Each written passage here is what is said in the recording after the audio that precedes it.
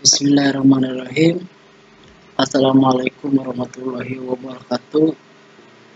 Nama saya Wahyu Surya Gumilang dengan NPM 1910 6311 70053 dari kelas 3E Teknik Informatika.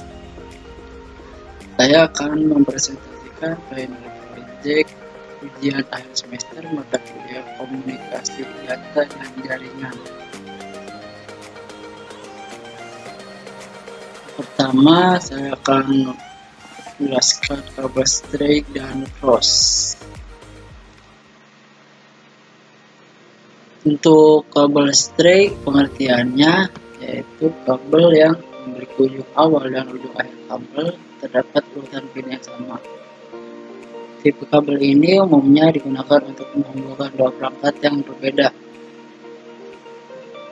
Kabel string ini mempunyai fungsi yaitu mengkoneksikan antara komputer dengan switch, mengkoneksikan switch ke router, dan mengkoneksikan hub ke router. Contohnya ya kabel string ini seperti ini kurang lebihnya. Ini ada ujung kabel 1, ujung kabel 2. Itu ada keterangannya. Untuk hijau HP itu hijau putih, OP oranye putih, B biru, BP biru putih, O orange, CP coklat putih, dan C itu coklat. Dan kemudian ada kabel cross. Kabel cross merupakan kabel yang memiliki susunan pin yang berbeda antara ujung awal dan ujung akhir. Kabel jenis ini digunakan untuk menghubungkan dua perangkat yang sama atau sejenis. Dan untuk fungsi kabel cross yaitu menghubungkan antara dua buah komputer secara langsung, mengkoneksikan dua buah switch, mengkoneksikan dua buah hub, mengkoneksikan switch dengan hub, dan kemudian mengkoneksikan komputer dengan router. Dan kurang lebihnya ini gambarnya tidak jauh berbeda seperti kabel string tadi. Kabel cross itu juga kabel 1 ini, kabel 2 tangannya pun sama.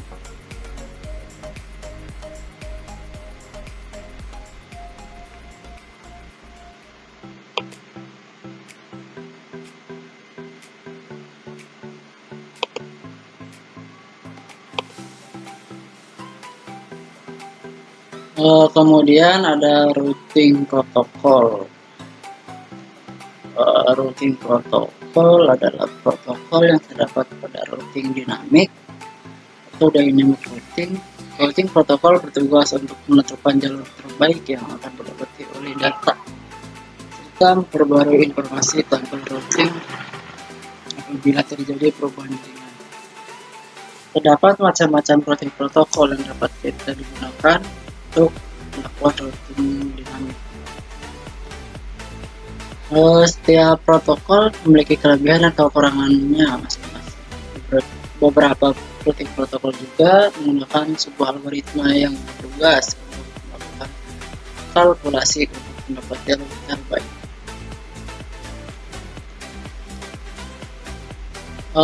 Di sini ada pertama dari Routing Information Protocol, yaitu protokol yang memberikan informasi routing table berdasarkan router yang terhubung langsung. Kedua, IGRP, Interior Gateway Routing Protocol, yang artinya sebuah routing protokol yang dikembangkan oleh Cisco Systems Inc. pada pertengahan tahun 1980. Yang tujuan penciptaannya yaitu IGRP adalah untuk menjadikan protokol yang kuat untuk routing dalam sistem otonomi. 3. OSPF, Open Short Path Force, yaitu sebuah routing protokol standar terbuka yang telah diaplikasikan oleh sejumlah vendor jaringan dan dijelaskan di RPC 2328. Dan keempat ada BGP, Border Gateway Protocol. Merupakan BGP memiliki kemampuan untuk melakukan pengumpulan rute, penukaran rute, dan menentukan rute terbaik menuju ke sebuah lokasi dalam sebuah jaringan. Dan kemudian ada untuk instalasi jaringan komputer berbasis kabel dan nirkabel. Untuk prosedur instalasinya yaitu pertama berikan gambaran untuk topologi peer-to-peer. Yang kedua siapkan kabel UTP crossovernya. Kemudian ketiga siapkan juga 2 buah PC personal komputer atau laptop yang akan dihubungkan. Keempat, kemudian koneksikan kedua PC dengan kabel crossover menggunakan port LAN card. Kelima, kemudian pastikan bahwa kedua komputer sudah saling terhubung dengan kabel UTP atau adanya tanda koneksi seperti pada gambar. Ini caranya adalah dengan masuk ke jendela control panel lalu pilih network and sharing center, dan kemudian atur IP address masing-masing komputer yang sudah terhubung,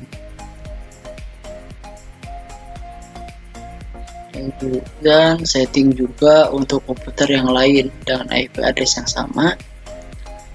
Namun jangan lupa bedakan pada penomoran alamat untuk komputer-komputer yang lain. Di sini contohnya IP address-nya 172.15.1.10, dan untuk subnet mask-nya tetap sama, yaitu 255.255.255.0. Kemudian klik OK.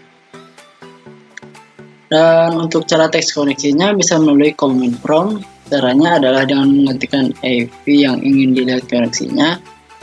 Contohnya IP address yang tadi, yaitu 172.15.1.20, kemudian tekan enter. Kita buka aplikasi testernya. Sini kurang lebih ya seperti ini. Salah sederhana PC 1 addressnya 172.15.1.10, dan subnet masknya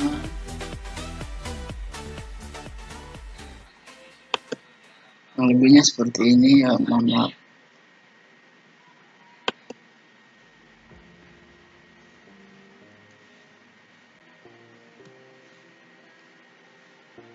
Kemudian ada jenis-jenis keamanan jaringan nirkabel.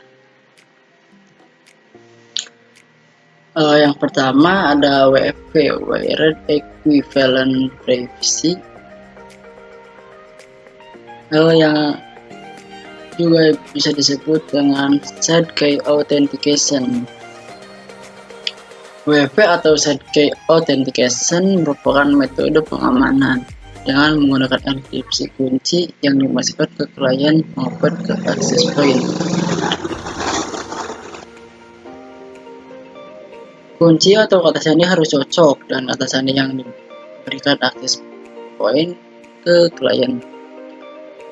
Singkatnya, keamanan WP atau Shared Key Authentication yaitu klien harus memasukkan kata sandi atau password authentication yang telah ditentukan oleh access point untuk dapat terhubung ke jaringan. WP menggunakan standar IEEE 802.11b.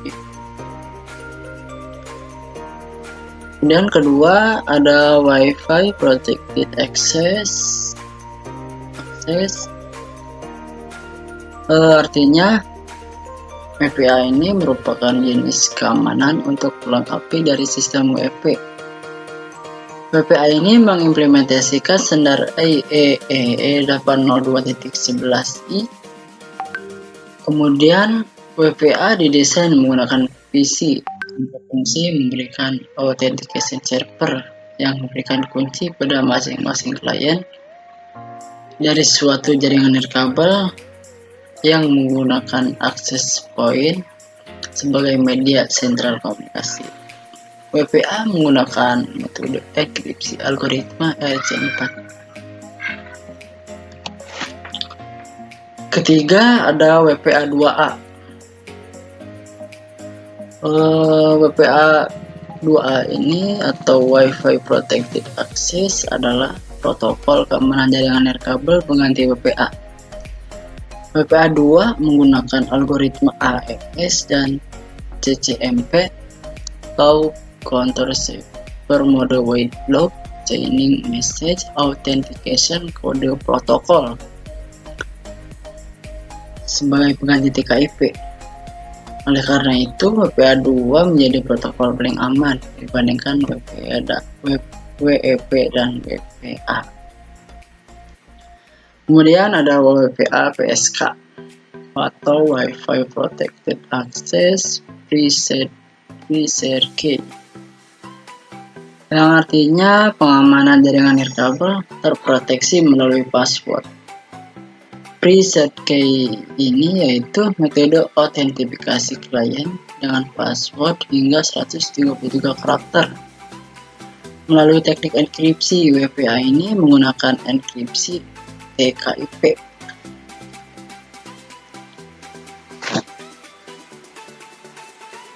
Selanjutnya ada WPA 2 PSK, atau yang artinya Wi-Fi Protected Access 2. Preset key adalah sistem keamanan jaringan nirkabel atau wireless yang terbaru yang lebih baik dari WEP dan WPA PSK. WPA 2 PSK ini menggunakan dua jenis description, yaitu Advanced Encryption Standard atau AES dan Temporal Key Integrity Protocol atau TKIP. TKIP ini mempunyai banyak kelemahan, oleh karena itu lebih baik menggunakan AES dengan syarat router dan Wi-Fi adapter Anda support WPA dan WPA 2. Dan kemudian ada MAC address filtering. MAC address filtering ini adalah metode filtering untuk membatasi akses dari MAC address. Semua perangkat jaringan punya alamat MAC address, dan cara kerjanya untuk MAC filtering yaitu access point atau router menseleksi komputer atau perangkat mana yang dapat terhubung ke jaringan. Jadi tidak semua perangkat dapat terhubung ke jaringan Wi-Fi tersebut.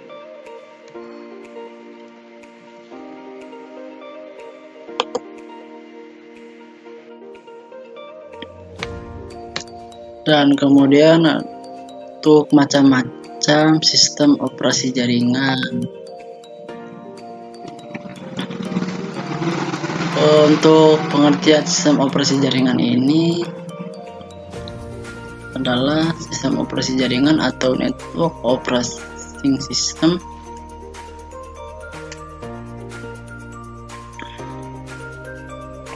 adalah sebuah jenis sistem operasi yang ditujukan untuk menangani jaringan. Umumnya, sistem operasi ini terdiri atas banyak layanan atau servis yang ditujukan untuk melayani pengguna, seperti layanan berbagi berkas, layanan berbagi alat pencetak atau printer, DNS service, HTTP service, dan lain sebagainya. Istilah ini populer pada akhir dekade 1980-an hingga awal dekade 1990-an. Adapun karakteristiknya untuk sistem operasi jaringan ini memiliki pusat kendali sumber daya jaringan, memiliki akses aman ke sebuah jaringan,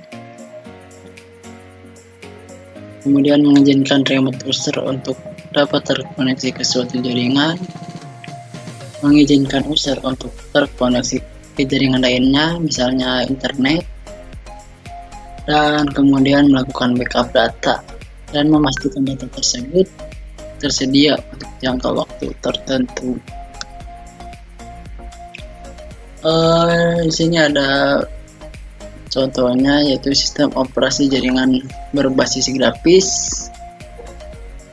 Untuk sistem operasi ini ada kelebihannya dan juga kekurangannya. Untuk kelebihannya, yang pertama, desain grafis ini lebih menarik, mudah digunakan, menarik minat pengguna, berinteraksi dengan komputer secara lebih baik, resolusi gambar yang tinggi.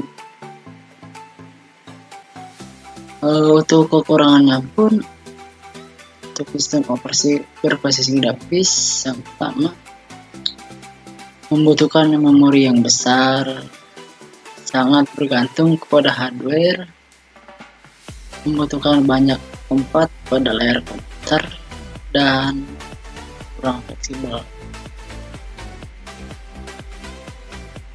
Contohnya untuk sistem operasi jaringan berbasis grafis ini, yang pertama Linux Red Hat, 2 Windows NT 3.51, 3 Windows XP, 4 Microsoft MS Net, 5 Microsoft LAN Manager.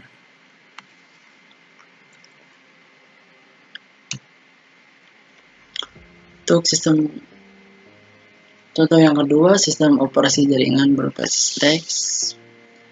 Sini juga ada kelebihannya dan juga kekurangannya.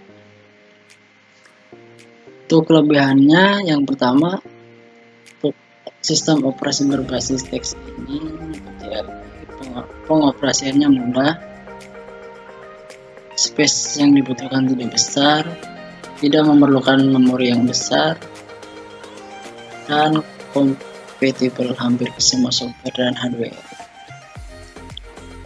Dan juga kekurangannya, mode operasinya teks, tidak user friendly atau tidak mudah digunakan dari kelebihannya sistem grafis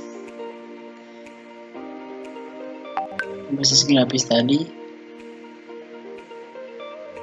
Dan juga yang terakhir, tidak kompatibel terhadap software grafis. Untuk contohnya dari sistem berbasis teks ini, yang pertama Linux Debian, 2 Linux SUSE,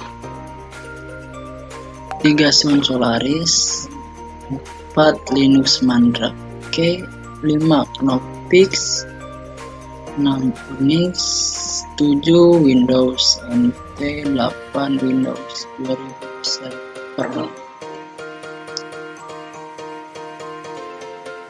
Terima kasih. Cukup sekian. Kurang lebihnya mohon maaf. Wassalamualaikum warahmatullahi wabarakatuh.